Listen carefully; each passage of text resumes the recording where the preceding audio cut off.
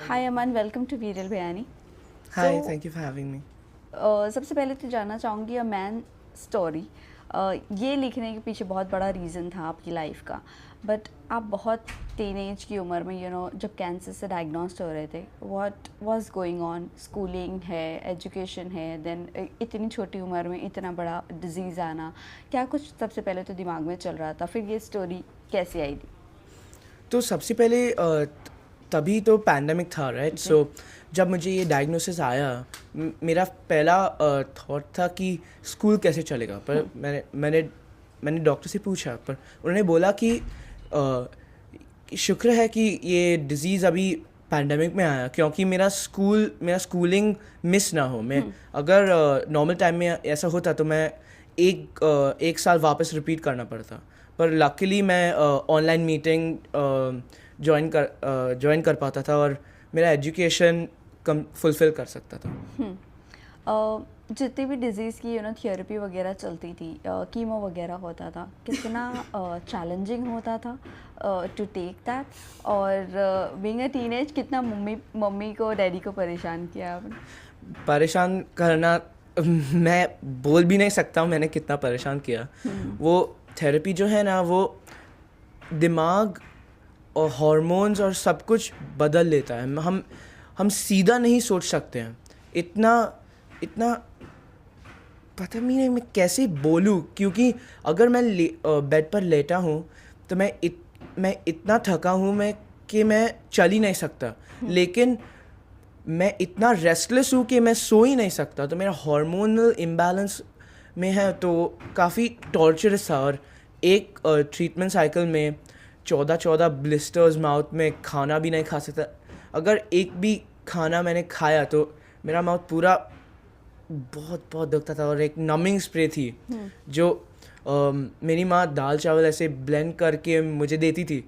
Numbing spray पहले, फिर पूरा पी के मग से, और फिर नमिंग स्प्रे। पर इतना बुरा था कि मैं काफ़ी बार उसे प्यूक आउट करता था। मेरा बॉडी ऐसा कुछ हैंडल नहीं कर पाता। ये थेरेपीज़ जो है वो काफ़ी बैकवर्ड्स है, क्योंकि वे बुरी सेल्स बॉडी से निकाले जो ठीक है, पर वो अच्छी सेल्स भी बॉडी से निकाले, जैसे कि हेयर लॉस, फटीग और जॉइंट एक, टायर्डनेस, लाइट हेडेडनेस। मैं काफ़ी बार अगर मैं सीढ़ियों पे चलता था, मेरा सर घूमने लगता था और मैं फेंट भी हो सकता था। सो वीकनेस बहुत ज़्यादा रहती थी आपको। बट जब लॉकडाउन के बाद स्कूल चालू हुई, उस वक्त तक एक कितना बैलेंस हो चुका था बॉडी में? उस वक्त भी पूरा बैलेंस नहीं हो चुका था, क्योंकि महीने में एक बार मैं हॉस्पिटल आता था ट्रीटमेंट लेने के लिए। लेकिन तभी तो मेरा ज़िंदगी प्रीवियस साल से बहुत अच्छा बन गया था। मैं बाहर जाने लगा, मैं अपने दोस्त से मिलने लगा, मैं स्कूल जाने लगा। मैं मतलब नॉर्मैलिटी नहीं पहुंचा, लेकिन एक स्टेप था, एक सेम्बलेंस था, एक न्यू बिगिनिंग था मेरे लिए।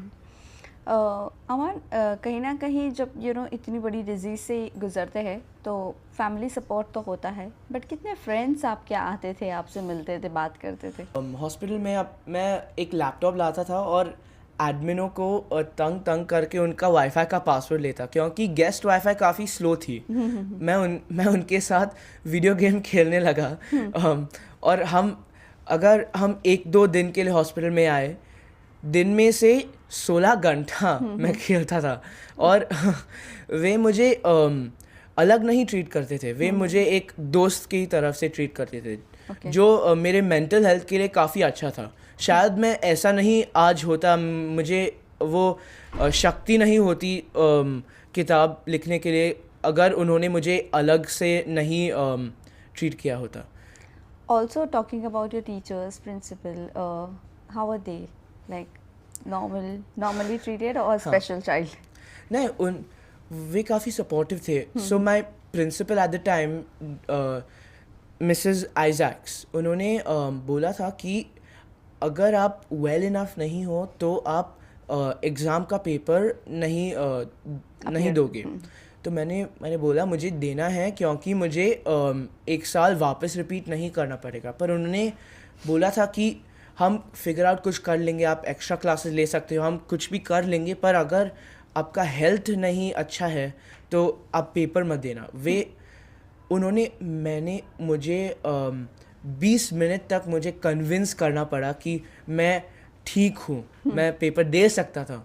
उन्होंने मेरे डॉक्टर से आपस में फ़ोन की, उन्होंने एक दूसरी डॉक्टर के साथ तीनों सब उन्होंने देखा था कि अगर मैं राइट मेंटल फिट में था पेपर देने के लिए, फिज़िकल माइंड में था, और उन्होंने देखा था कि जब मेरा एडमिशन्स था उन्होंने पेपर मुझे हॉस्पिटल में भी लेने का परमिशन दी, क्योंकि तभी ऐसा होता था कि ऑनलाइन स्कूलिंग में वो ऑनलाइन एग्ज़ाम्स है था, वो ट्राइपॉड, फ़ोन, मिरर, लैपटॉप एक फ्रेम में सब कुछ आना चाहिए था। पर तब वो मेरे साथ काफ़ी अच्छे थे, सपोर्टिव थे। वे मुझे पेपर्स हॉस्पिटल देने के लिए परमिशन दी, और उन्होंने ऐसा किया था कि 40 स्टूडेंट का क्लास एक मीटिंग में था पेपर देने के लिए, पर उन्होंने एक सेपरेट मीटिंग लिया ताकि स्टूडेंट्स को डिस्टर्ब ना हो, ताकि मुझे डिस्टर्ब ना हो, ताकि कुछ भी हो मैं कंफर्टेबल फील होता।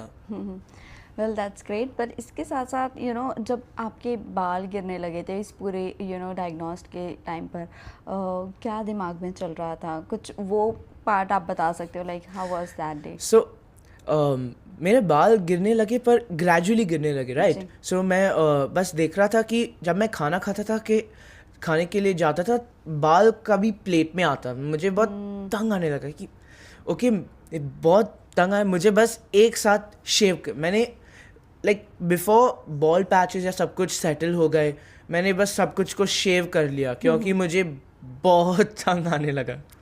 But how was that journey?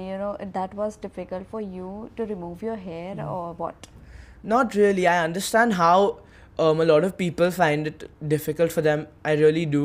But for me personally, I found it liberating, I should say. ऐसे कौन सा टाइम होता था जब आपको ऐसे लगता था कि इस वजह से आपका जो जितना भी स्ट्रेस है आप बर्स्ट कर सकते हो? What was that thing during this journey?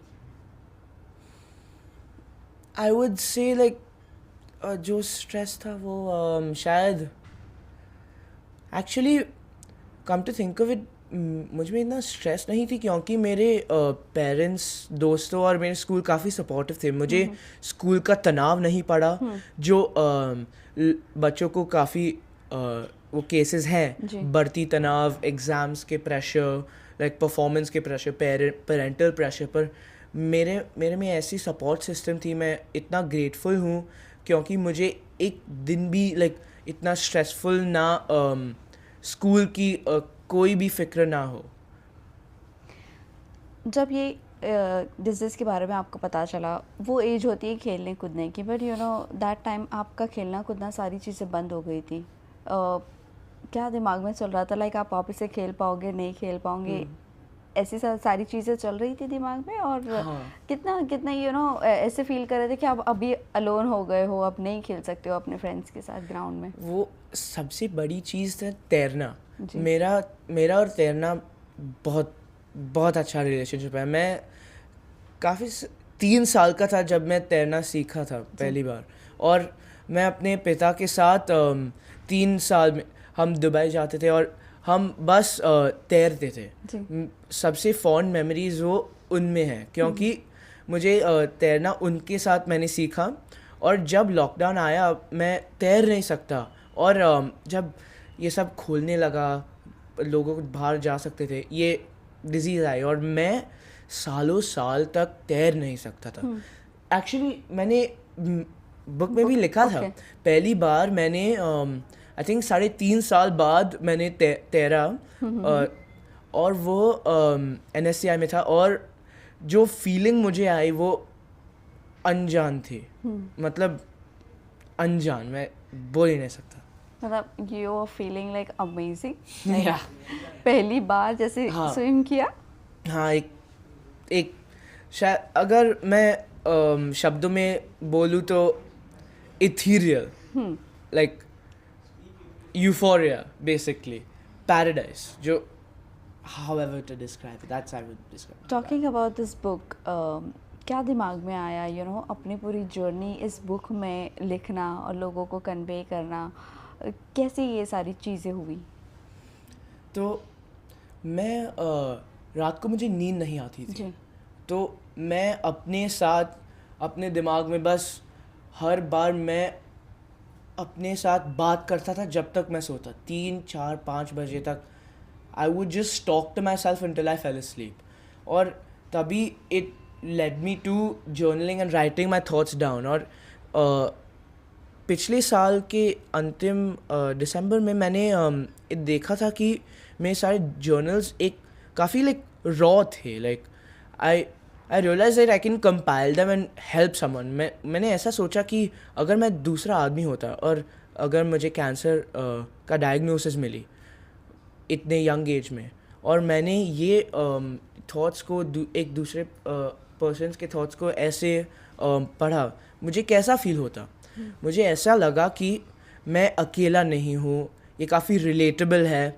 और मुझे लगा कि अगर ये मेरे लिए काफ़ी बेनिफिशियल था, just writing it down and getting my voice out there so to speak in my pages, I thought maybe others can feel the same and relate to it.